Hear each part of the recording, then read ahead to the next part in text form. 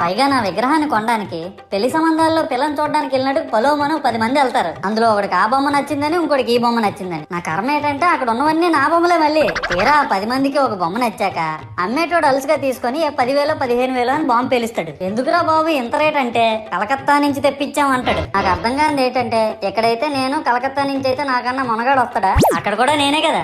ఇలా నన్ను బజార్లో పెట్టి బేరం ఆడి నా మొహానికి ముసుగేసి వ్యాన్ ఎక్కిస్తారు. ఆ వ్యాన్ డ్రైవర్ గాడు నేనున్నానని కూడా చూడకుండా ఏదో ఆలోచించుకుంటూ డ్రైవ్ చేస్తా గతకల్లో గబ్బి గుబ్బి అని తించేసి నా కాల్లో చెయ్యి ఎరగొట్టేస్తాడు. ఈ విషయం చందాలు ఇచ్చిన చిన్నోళ్ళకి తెలిస్తే మళ్ళీ ఇరిగిపోయిన బొమ్మ పెట్టకూడదని ఏ బొమ్మ రాసి కవర్ చేసేస్తాడు. సరేలే జరిగిందేదో జరిగింది, నా భక్తులే కదా కూల్ బ్రో అని చిల్లయ్యే లోపు నన్ను పందిర్లో పెట్టి ముసుగు తీసి నాకన్నా పొడుగున్నే సౌండ్ బాక్సులు 2 నా చెవుల పక్కన పెట్టి డీజే గణేష్ బ్రో అని చెప్పి నా పాటలను కూనీ చేస్తారు. సరేలే పిల్లలు కదా ఇప్పుడు కాకపోతే ఎప్పుడు ఎంజాయ్ చేస్తారు, కాసేపట్లో పూజ స్టార్ట్ చేస్తారని వెయిట్ చేస్తా ఉంటే ఆ 5 రూపాయల వ్రతకల్పన బుక్ చూస్తే అది